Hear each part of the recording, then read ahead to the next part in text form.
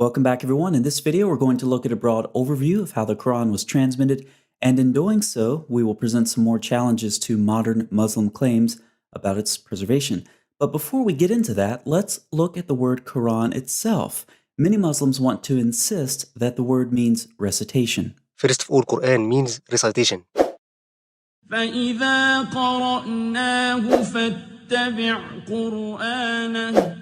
The main source for the transmission of Quran is the oral recitation. Did you catch that? They want the Quran to mean recitation and only recitation. They want to limit the possible range of definitions of the word to recitation because they feel it strengthens their case for the oral transmission of the Quran. For some reason, they believe this is where their best arguments are. However, about the word Quran, Yasser Qadi states, the most popular opinion, and the opinion held by Tabari, is that the word Quran is derived from qara'a, which means to read, to recite.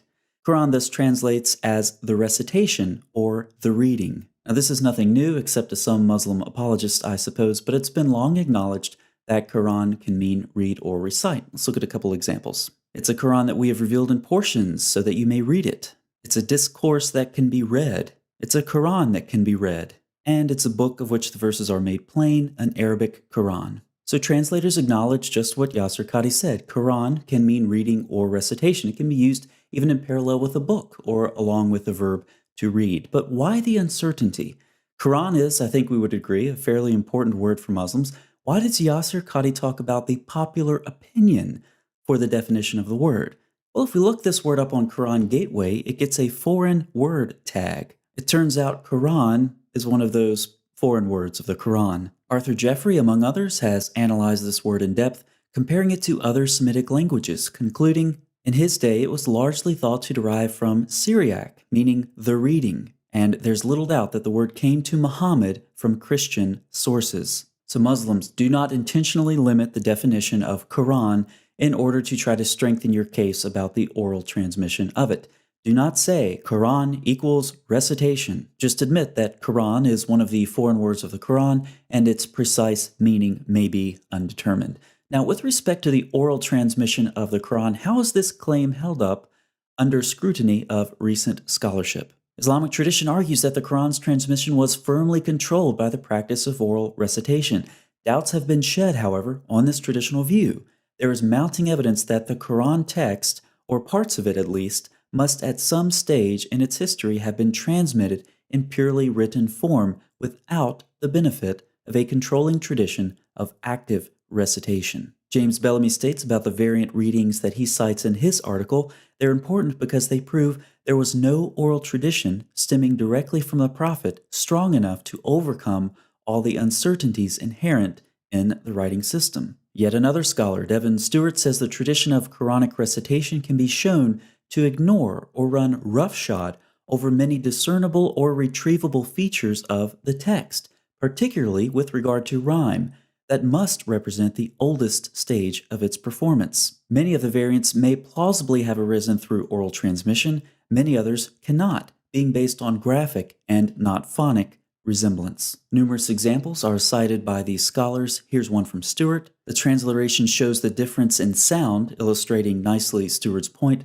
though of course the graphic similarities are lost in transliteration. So we have indication from the manuscripts that the oral transmission of the Quran broke down. But how early did this happen?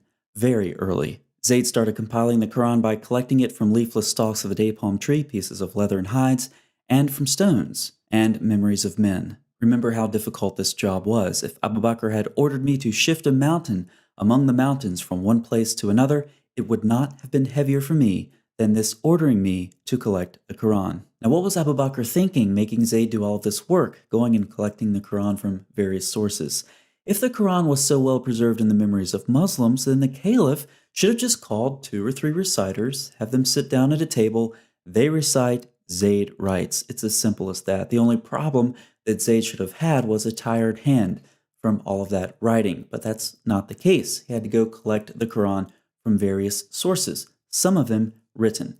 So we have indication from the Muslim sources themselves that within about a year after Muhammad's death, the oral transmission of the Quran had already broken down. Now we all know that the standard Quran comes from the Hafs recitation. So let's take a look at the Isnad. Samuel Green made this diagram based off of the text below it, which comes from the Islamic Awareness website. Now there are several problems here, so let's talk about them. For example, we have reports that the Qurans of Ibn Masud and Ubay didn't match each other, or the modern Quran. So how could they be in the same Isnad for Hafs? But for now, I want to focus on one specific problem with this Isnad. Looking at the bottom left of the diagram, we know that Abu Bakr commissioned Zayd some point around 633, and already, about 1 year after the traditional date for Muhammad's death, Zayd already had problems collecting the Quran. And now we see the problem with this Isnad. It's incomplete. Zayd used sources, and they should have Isnads. Someone had to write the Quran on the stones that Zayd used, same for the leather and the palm stalks. What were their names? Why aren't they in the Isnad? What about the men Zayd called on? Were their memories reliable? What were their names? Why aren't they in the Isnad? From the very beginning then, we see that the Quran was fragmented. The oral transmission broke down. Zayd had to collect the Quran from various sources. But just how fragmented was it? In other words, I want to know which surahs came from where. Which surahs were written on the stones that Zayd used, for example? Surahs 1 through 5? Maybe surahs 20 through 24 came from the memories of men. Maybe surahs 30 through 40 were written on the leather hides that Zayd collected. I want to know which surahs came from where. Muslims can't tell us. They want to act like the Quran originally went back to one single source. That's not the case. Now let's go back to this Isnad and look at some of the names on the bottom. These are very big names, of course: Uthman, Ubay, Zayd, Abdullah ibn Masud, and we have good reason to think that none of these readings made it through a critical period in the history of the Quran in the early 8th century. And here we go again, featuring Caliph Abd al-Malik and his general al-Hajjaj.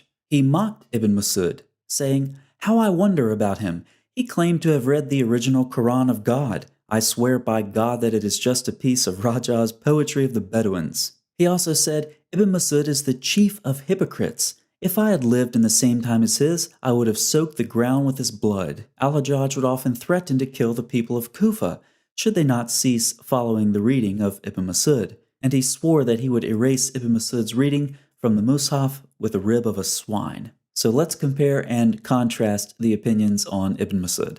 Muhammad said, "Learn the Quran from him." Al-Hajjaj said he was a chief hypocrite who should have been killed.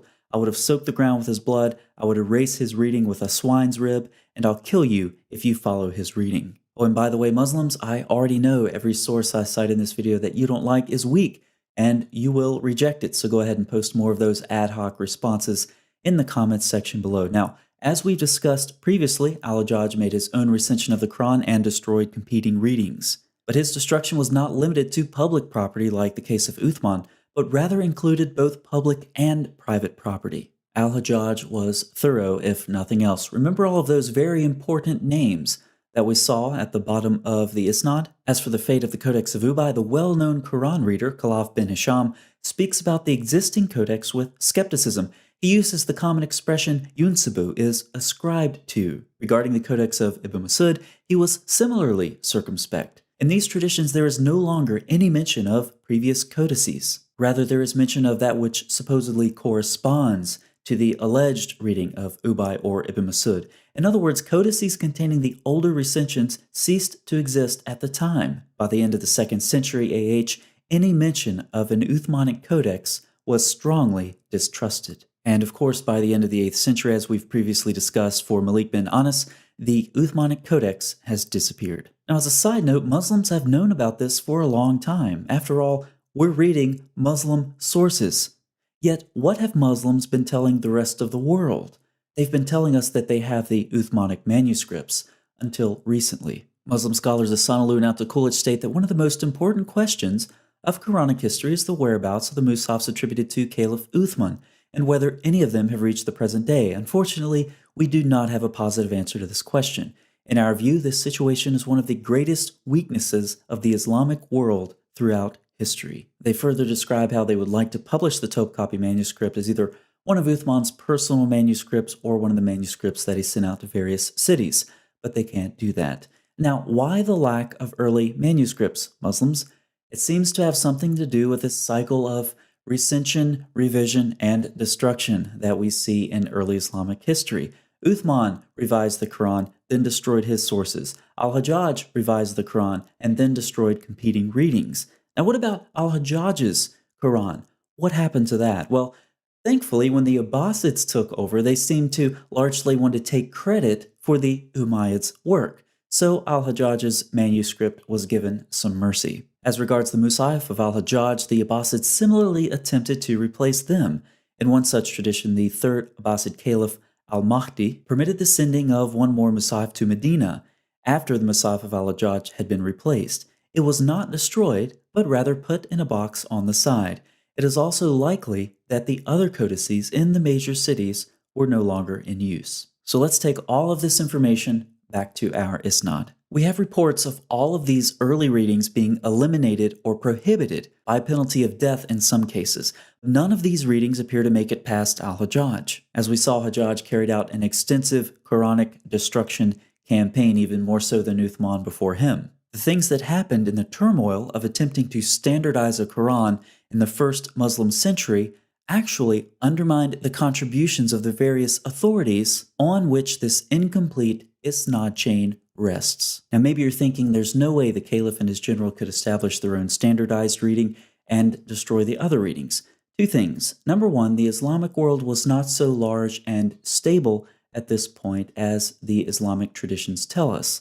Number two, think about what happened in 1924. In the early 20th century, the shape of the Quran would have seemed anything but clear. In fact, the Egyptian government was motivated to begin the project that will lead to the Cairo Quran edition due to the variants found in the Quranic text that they had been importing for state schools. It's at this point that they standardized the Hafs version and destroyed the variant Qurans by sinking them in the Nile River. Through the following decades, this Quran quickly became the standard reading throughout the Muslim world. If Egypt could do this in 1924, why not Al-Hajjaj in the early 8th century? Now let's look at some additional problems with Hafs. There is no unanimity over its precise shape. 4 different lines of transmission are claimed for it, and discrepancies abound in the various texts claiming to transmit it. And when it comes to discrepancies or differences within various Qurans, most Muslims simply do not have a mental framework to process such a concept. Perfect preservation has been drilled into their minds so much that they can't think clearly about this topic.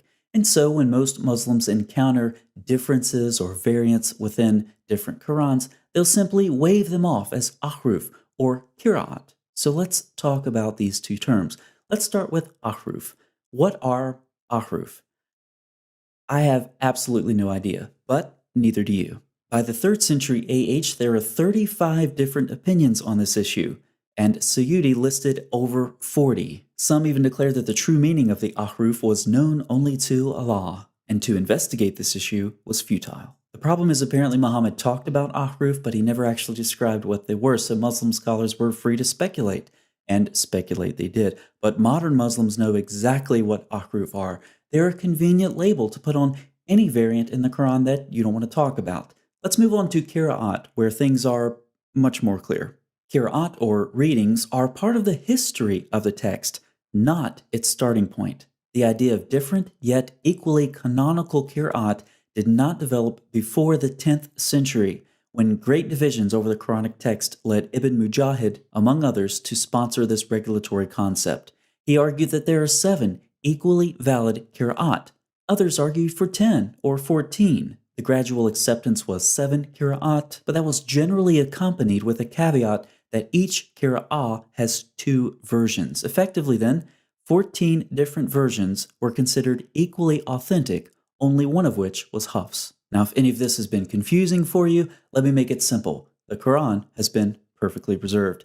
If this were a book, we would now be in the appendices. Appendix 1, Text Criticism, Muslim Style. As discussed earlier, Muslims have claimed for a long time to have the Uthmanic manuscripts, but the 2 Muslim scholars I cited earlier said this is no longer the case.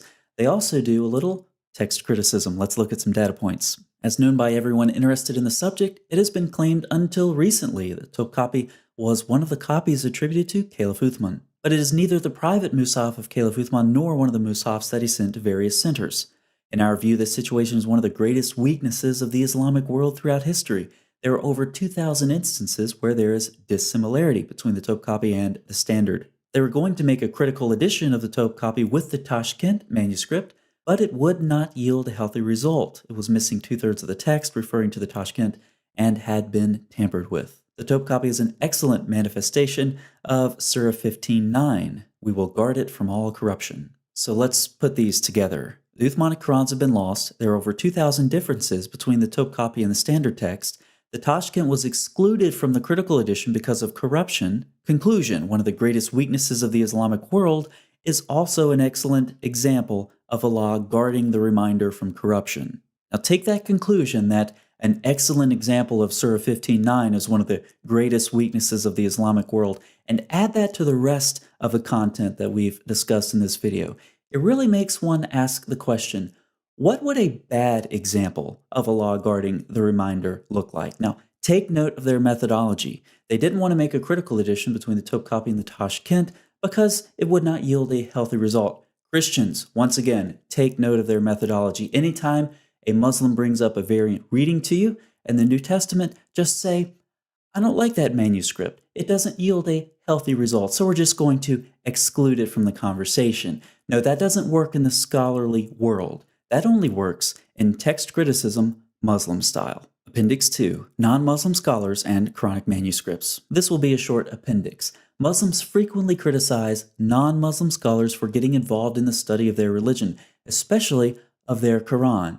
Now, why on earth would non-Muslims need to get involved with the study of the history, transmission, and text of the Quran? If you do not know the answer to this question, see Appendix 1.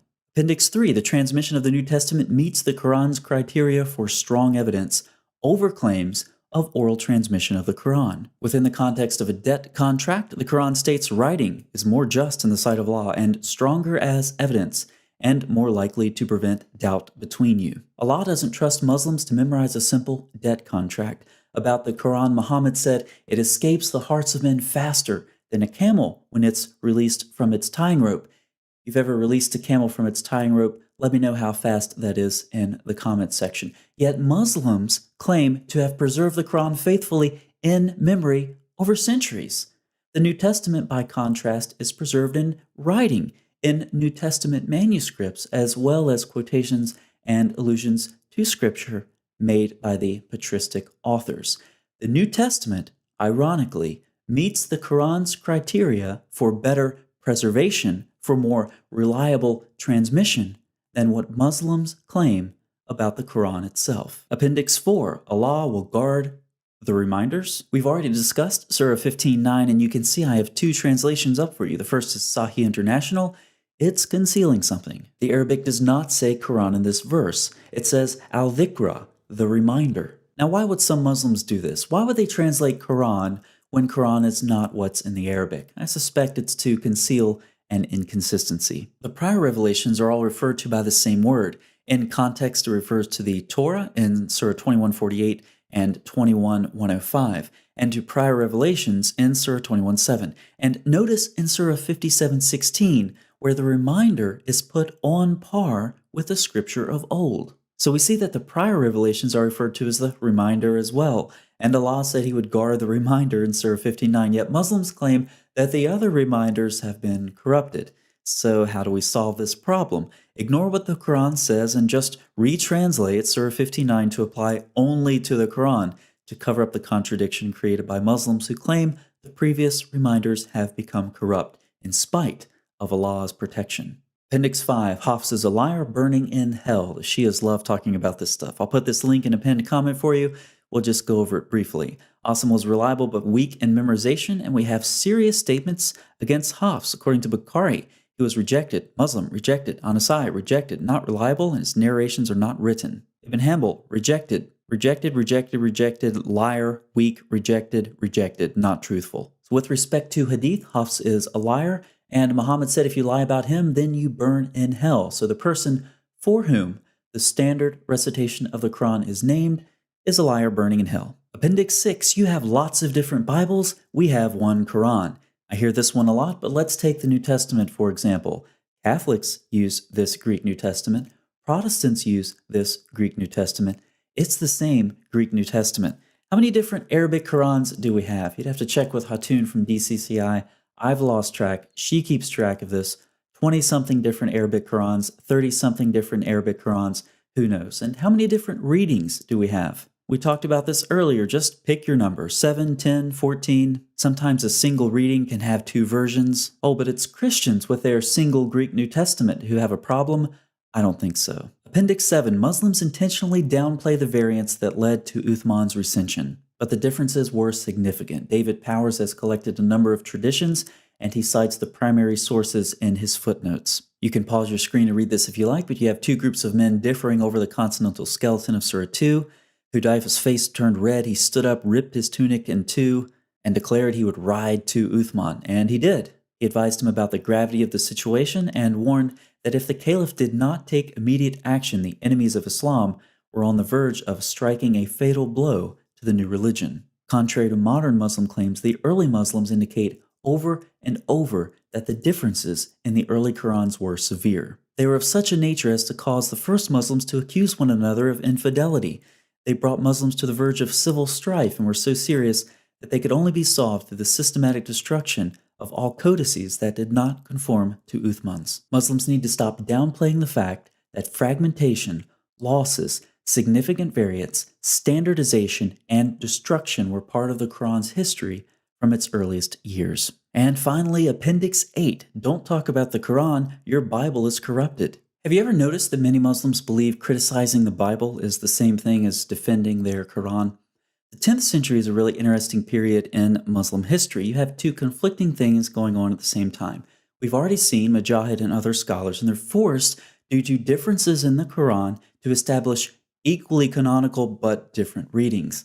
On the other hand, the eternal Quran is winning the debate over the created Quran. Now, as the Quran becomes eternal and this becomes part of Orthodox Sunni doctrine, one can easily see how it would be heretical to subject the Quran to critical scrutiny. As it becomes eternal, as this doctrine becomes orthodox, the Quran somehow becomes conflated with the attributes of Allah. And so Muslim scholars instead turn their attention away from the Quran to the scriptures of the Jews and the Christians, and they begin developing their polemics.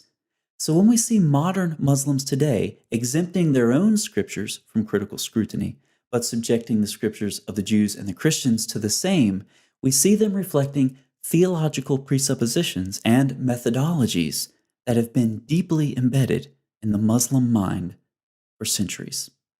See you next time.